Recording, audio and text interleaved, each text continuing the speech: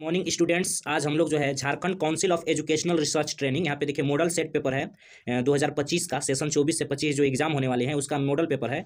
और इसमें हम लोग जो है इसमें ध्यान दीजिएगा कि हम लोग आज मैथ का सॉल्यूशन देखेंगे। यहाँ पे आप अगर जो गौर कीजिएगा तो यहाँ पे सब्जेक्ट जो है मैथ आपका दिया हुआ है, क्लास 10th है और पूर्ण मार्क जो है 80 का है, टाइम 3 घंटा है। और ये मॉडल क्वेश्चन पेपर जो है क्लास 2024 से 25 का दिया हुआ है। इस प्रकार से जो है आप देखिएगा तो आपको समझ में आ जाएगा ये कि क्या चीज़ें हैं।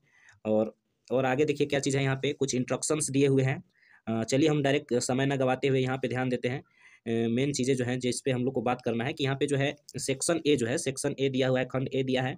और कुल मार्क्स जो है एक एक नंबर का 30 क्वेश्चन है। एक एक नंबर का कितना क्वेश्चन है? 30 क्वेश्चन है। अब देखिएगा पहला क्वेश्चन जो है, पहला वो क्या बोल रहा है, यहाँ पे ध्यान दीजिएगा कि पी एक्स स्क्वायर माइनस 27 इसका जो है शून्यक क्या होगा। तो इसका शून्यक हम लोग को बताना है। तो ए में देखिए कितना दिया है, बी में आपको इस प्रकार से दिया है। आप ध्यान दीजिएगा कि इस प्रकार से जो है इसका शून्यक पूछा है ना जी। शून्यक इसका ऑप्शन बी होगा। ऑप्शन क्या हो जाएगा? बी हो जाएगा। और आगे देखिए चलते हम लोग, आगे देखिए अगला क्वेश्चन क्या कह रहा है। अगला क्वेश्चन दूसरा में देखिए क्या चीज़ कह रहा है कि यदि किसी दूसरा में आपका बोल रहा है कि यदि किसी बहुपद का ग्राफ एक्स अक्ष के तीनों बिंदुओं पर प्रतिच्छेद करता है तो उसके शून्यक क्या होंगे। एक्स अक्ष के अगर जो तीनों बिंदु पर प्रतिच्छेद कर रहा है तो उसके शून्यक, तो यहाँ ऑप्शन इसका जो है ए है, पहला ऑप्शन है इसका जो है। दूसरा का कौन सा ऑप्शन है? पहला ऑप्शन है ना। इस प्रकार से अब तीसरा क्वेश्चन में आते हैं। तीसरा कह रहा है कि दो परिमेय संख्याओं के बीच कितनी परिमेय संख्या हो सकती है। तो ये ऑप्शन डी अनंत, ऑप्शन डी होगा आपका, अनंत हो जाएगा। क्या होगा? अनंत। यहाँ पे देखिए ऑप्शन डी अनंत हो जाएगा। ठीक। और फिर देखिए आगे क्या चीज़ कह रहा है कि दो क्रमिक सम संख्याओं का एचसीएफ, क्रमिक जो है सम संख्या उसका एचसीएफ, तो क्रमिक सम संख्या का एचसीएफ क्या क्या होगा ये पूछ रहा है। तो इसका ऑप्शन बी है, दो होगा, ऑप्शन बी है।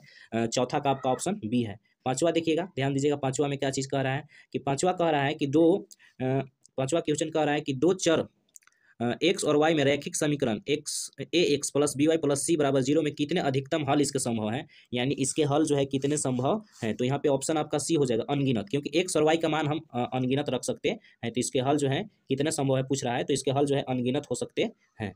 इस प्रकार से दिया हुआ है। आगे देखिए चौथा हो गया, उसके बाद पांचवा हम लोग देखते हैं। पांचवा में देखिए क्या चीज़ कह रहा है। पांचवा में जो है कि असंगत समीकरण युग्म द्वारा निरूपित रेखाएं कैसी होती है। असंगत समीकरण जो है उसके युग्म द्वारा जो है निरूपित रेखाएं किस प्रकार की होती है। तो इसका ऑप्शन बी होगा कि समांतर होती है। ऑप्शन क्या हो जाएगा? बी, समांतर होती है।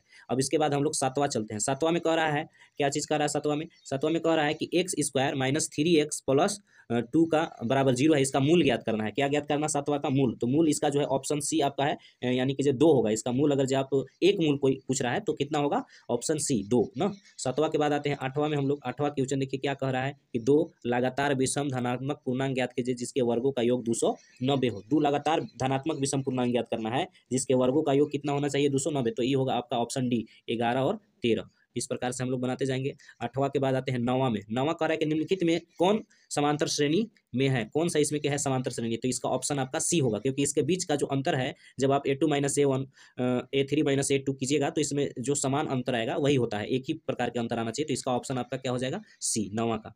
10वां देखिए क्या चीज़ कह रहा है। 10वां में यहाँ पे कह रहा है कि 1 4 7 10 के 18वें पद का मान क्या है, यानी कि इसका 18 पद क्या होगा, 18वां पद जो है क्या होगा यह पूछ रहा है। तो इसमें देखिए कुछ जगह है, इसको हम लोग सोल्व भी कर सकते हैं। यानी ए का जो है मान कितना दिया हुआ है, ए का मान देखिएगा तो 1 दिया है।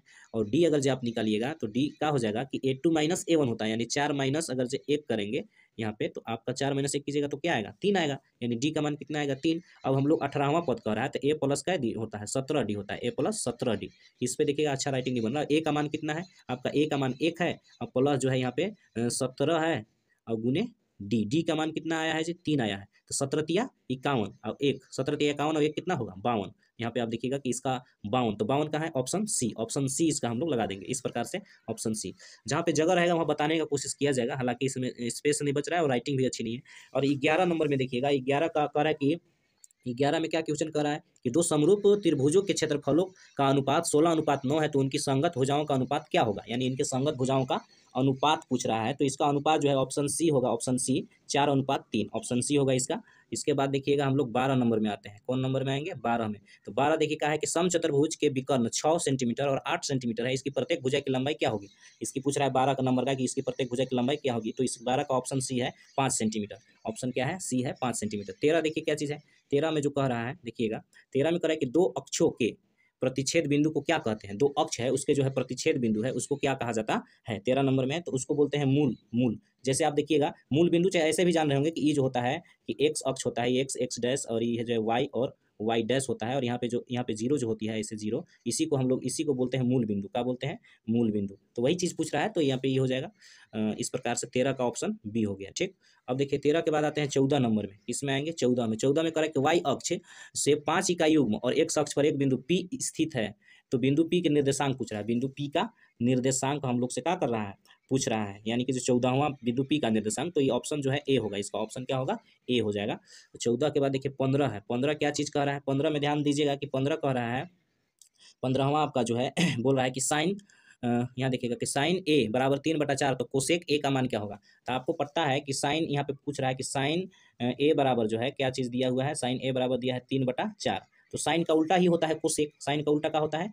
कोसेक। ठीक, क्या होता है? कोसेक। देखिए अच्छा से नहीं लिखा रहा है, साइन का उल्टा क्या होता है? आप देखिएगा यहाँ पे कोसेक ए। ठीक, तो अगर जो ई है 3/4 तो इसका उल्टा कर दीजिए, 4/3 हो जाएगा। 4/3 हो जाएगा। तो 4/3 कहाँ है? ऑप्शन कहाँ है? देख लेंगे कि ऑप्शन कहाँ है। तो ऑप्शन ए में है 4/3, यही ना है 4/3, ऑप्शन ए हो जाएगा। यानी 15वां जो है 15वां का जो अगर आप देखिएगा तो 15वां का ऑप्शन का होगा? ए होगा ना। अब देखिए 16 नंबर में है। 16 कह रहा है क्या चीज़? कि सेक ए प्लस टेन ए और 1 माइनस साइन ए बराबर है, यानी सेक ए टेन ए और 1 माइनस क्या बोल रहा है कि 1 माइनस, यहाँ पे सेक ए देखिएगा कि सेक ए टेन ए और सेक ए प्लस टेन ए इंटू 1 माइनस साइन ए बराबर है किसके बराबर है? तो ये आपका जो है 16 नंबर जो है ये कोस के बराबर आएगा। जब इसको आप हल कीजिएगा तो ये कोस के बराबर, यानी ऑप्शन बी हो गया, कोस ए के बराबर आएगा। ऑप्शन का हो गया बी। 16 के बाद 17 में आते हैं। 17 करा यदि टेन ए बराबर √3 है तो ए का मान ज्ञात कीजिए। टेन ए बराबर क्या है? √3 है। तो हम लोग को क्या के मान ज्ञात करना है? ए का मान ज्ञात करना है 17 में। तो यहाँ आप देखिएगा कि यहाँ पे दिया हुआ क्या चीज़ है, ये आप ध्यान दीजिएगा। क्या कह रहा है कि यदि टेन ए बराबर √3 है तो ए का मान निकालिए। तो आपको पता है कि टेन जो है टेन ए बराबर दिया है √3, और जानिए कि टेन 60 डिग्री जो है, टेन 60 डिग्री का मान होता है √3। तो ए की जगह पर क्या हो गया? टेन यहाँ पे जो है टेन 60 डिग्री है, तो टेन 60 डिग्री का मान √3 होता है, तो ए की जगह पर कितना हो गया? 60 डिग्री हो जाएगा। तो यानी ऑप्शन क्या होगा? बी ऑप्शन होगा। यानी कि इसका ऑप्शन क्या हो जाएगा? बी ऑप्शन हो जाएगा। 17वां का ऑप्शन बी। उसके बाद 18 नंबर देखिए। 18 नंबर क्या चीज़ कह रहा है कि जब किसी, देखिएगा इसको पढ़ते हैं कि जब किसी सीधे खंभे की छाया और उसकी ऊंचाई बराबर हो तो सूर्य का उन्नयन कोण का मान होगा। सूर्य का उन्नयन कोण का मान होगा, तो इसमें जो है 45 डिग्री, ऑप्शन बी। ऑप्शन क्या हो जाएगा? बी। आगे देखिए 19वां क्वेश्चन, आगे जो है 19वां करें कि अर्धवृत्त का कोण कितने डिग्री का होता है? अर्धवृत्त जो बनता है तो अर्धवृत्त का कोण जो है तो 90 डिग्री का होता है। कै डिग्री का होता है? 90 डिग्री का। ऑप्शन इसका डी हो गया। 19 के बाद 20 देखिएगा आप। 20 को देखिएगा तो देखिएगा क्या चीज़ है कि यदि दो वृत्तों के केंद्रों के मध्य दूरी उनकी त्रिज्याओं के योग के तुल्य हो तो उनकी उभयनिष्ठ स्पर्श रेखाएं की संख्या होगी, यानी उनकी उभयनिष्ठ जो स्पर्श रेखा है उनकी संख्या क्या होगी? तो यहाँ पे जो है ऑप्शन सी 3 स्पर्श रेखाएं होगी। कहने का मतलब है कि यहाँ पे एगो है और एगो वृत्त यहाँ पे है और दोनों का केंद्र दिया है, ऐसे मिलाया हुआ है। तो यहाँ पे जो अगर जो स्पर्श रेखा है वैसे जाएगा, एक वैसे जाएगा, ये दोनों को छू के, और एगो ऐसे आएगा जिसको छूगा, यानी कि ये तीन स्पर्श रेखाएं होगी ना। तो ये 20वां का हो गया। इसके बाद देखिए 21वां क्या कह रहा है कि वृत्त, देखिएगा क्या चीज़ कह रहा है कि वृत्त के केंद्र में से समदूरस्थ जीवाएं आपस में, वृत्त के केंद्र से समदूरस्थ जीवाएं आपस में क्या होती है? ये ए में है समान, आपका बी में असमान, सी में जो है ए और बी दोनों, और डी में सभी उत्तर सही है। इस प्रकार से दिया है 21 नंबर क्वेश्चन। तो 21वां का आपका बी होगा। क्या चीज़ होगा? बी होगा आपका 21वां का, बी होगा, समान है ना। 21 के बाद 22 देखते हैं। 22 में क्या दिया हुआ है? 22 क्वेश्चन कह रहा है कि दो गोलों के आयतन का अनुपात 8:27 है, तो उनके पृष्ठीय क्षेत्रफल का अनुपात होगा, यानी इनका जो पृष्ठीय क्षेत्रफल है उनका क्या अनुपात होगा? ई पूछ रहा है क्वेश्चन नंबर 22। तो इसका जो है आपका ऑप्शन ए होगा 2:3, 2:3 ये हो जाएगा। उसके बाद देखिएगा 23वां क्वेश्चन क्या कह रहा है? 23वां जो है आपको क्या कह रहा है कि ध्यान दीजिएगा। 23वां में कह रहा है कि किसी गोले का वक्र पृष्ठीय क्षेत्रफल 144 पाई वर्ग सेंटीमीटर है, तो उसकी त्रिज्या, उसकी क्या पूछ रहा है? त्रिज्या। 23वां क्वेश्चन। तो 23वां का आपका जो है 23वां का देखिएगा तो आपका ऑप्शन ए, 23वां का ऑप्शन क्या हो जाएगा? ए ऑप्शन हो जाएगा। और उसके बाद देखिए क्या चीज़ है, क्वेश्चन नंबर 24। 24 कह रहा है कि 24 कह रहा है कि एक सिक्के को उछालने पर चित आने की प्रायिकता क्या है? एक सिक्का जो है उसको उछाल रहे हैं तो चित आने की प्रायिकता क्या है? चित आने की क्या प्रायिकता है? एक सिक्का को उछाला जाएगा तो 24 नंबर आपका क्वेश्चन है, और ये 24 का जो है बी है आपका। क्या चीज़ है? बी। क्योंकि ये सिक्का में जो है होता है हेड और टेल होता है, तो परिणाम टोटल कितना आ सकते हैं? दो में से कोई एक ही गुना आएगा, या तो हेड आएगा या तो टेल आएगा, तो यानी 1/2 हो जाएगा इसका, ऑप्शन बी 24 का। उसके बाद 25 नंबर देखते हैं। 25 नंबर क्या कह रहा है कि 25 नंबर की क्वेश्चन निश्चित घटना की प्रायिकता क्या होती है। कह रहा है कि 25 नंबर की निश्चित घटना की प्रायिकता, जब भी घटना निश्चित है तो उसकी प्रायिकता 1 होती है। ऐसे भी याद होना चाहिए आपको, कोई निश्चित घटना की प्रायिकता 1 होती है। फिर अगला क्वेश्चन देखते हैं। अगला जो है 26वां कह रहा है कि एक पासा को उछाला जाता है तो सम संख्या आने की प्रायिकता क्या है। पासा में टोटल कितने संख्या होते हैं, 6 संख्या होते हैं, यानी लीडो गट्टी आप तो जानते ही होंगे। उसमें 1 2 3 4 5 6 6 और सम संख्या आने की जो है प्रायिकता पूछ रहा है कि सम संख्या आने की प्रायिकता क्या है ना। सम संख्या आने की प्रायिकता क्या है, यही ना पूछ रहा है। तो सम संख्या इसमें कौन है, यहाँ देखिए 2 है, यहाँ 4 है और यहाँ 6 है। तो टोटल परिणाम कितना है, 6 है। टोटल 6 गो आएंगे, जिसमें से 3 गो क्या चीज़ है, सम संख्या। तो 1 तिहाई 3 और 2 तिहाई 6, यानी 1/2 क्या आया, 1/2। तो कौन सा ऑप्शन होगा, ऑप्शन ए होना चाहिए। यानी कौन ऑप्शन होगा, तो इसका जो है 26वां का ऑप्शन ए होगा। ठीक, उसके बाद आगे चलते हैं। 27 नंबर की क्वेश्चन देखते हैं। यदि यहाँ पे देखिए क्या कह रहा है 27 नंबर की, यदि x+2 और 3x और 4x+1 समांतर श्रेणी में हो तो x का मान क्या होगा। यानी कि x का मान इसमें पूछ रहा है 27 नंबर। तो 27 का आपका जो है ऑप्शन सी होगा, ऑप्शन सी 3 ना। और उसके बाद 28वां देखते हैं। 28वां क्या है, बहुत आसान है, जगह नहीं है इसके वजह से, नहीं तो सब सोल्व करके भी बताया जाता। 28 देखिए है, 28 क्वेश्चन नंबर क्या कहा जा रहा है। 28 में है कि यदि 6 8 9 x तथा 13 का माध्य 10 हो तो x का मान क्या होगा। यानी कि ये सब का माध्य कितना दिया है, 10, तो x का मान पूछ रहा है 28 नंबर, x का मान। तो आपका जो है 28 का ऑप्शन सी होगा 14। अगर जब आप इसको हल कीजिएगा तो क्या होगा, 14 हो जाएगा। और 28वां के बाद 29वां देखिए क्या कह रहा है कि 2 6 4 5 0 2 1 3 2 का बहुलक है। बहुलक जो बहुत ज़्यादा बार आया, तो यहाँ पे देखिएगा कि 2 यहाँ एक बार और यहाँ भी 2 आया है और यहाँ भी 2 आया है। तो 1 2 3 3 बार 2 आया, और कोई संख्या है 3 बार नहीं। तो ऑप्शन ए होगा, 29वां का ऑप्शन ए होगा, क्योंकि ए बार बार आ रहा है बहुलक ना। और उसके बाद लास्ट देखिए है 30, क्वेश्चन नंबर 30 कह रहा है क्या चीज़, 30 में जो है कि माध्यिका निकालना है। क्या चीज़ निकालना है, माध्यिका। इसका जो है ऑप्शन नंबर 30 कह रहा है कि 8 7 12 15 10 9 और 11 की माध्यिका ज्ञात कीजिए ना। माध्यिका क्या निकालेंगे, तो कैसे निकालेंगे इसको, जो है घटते से बढ़ते क्रम लिखिए। सबसे पहले क्या है, सबसे पहले यहाँ पे 7 है, 7 के बाद क्या है 8 है, 8 के बाद क्या आया है 9, और 9 के बाद क्या आया है 10, 10 के बाद 11 भी है और 12 भी है ना।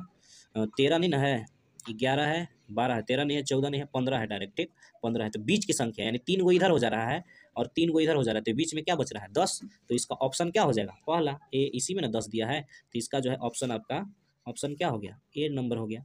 और इस प्रकार से जो है पार्ट 1 का वीडियो खत्म हुआ, जिसमें आपको जो है क्लास 10th का जो है जैक बोर्ड का मॉडल सेट 2025 मैथ का ऑप्शनल ऑब्जेक्टिव 1 से 30 तक करा दिया गया है। और पार्ट 2 जब हम लेके आएंगे, पार्ट 2, तो पार्ट 2 में जो है सब सोल्व क्वेश्चन रहेगा, पार्ट 2 के लिए सब सोल्व क्वेश्चन रहेगा। तो थैंक यू यहाँ तक वीडियो देखने के लिए। और इसी प्रकार से साइंस, मैथ और हिंदी, इंग्लिश सबका जो है इस पर अपलोड होते जाएगा। तो आप इस चैनल को सब्सक्राइब कर लीजिए, आपको अपडेट मिलते रहेंगे। Thank you so much.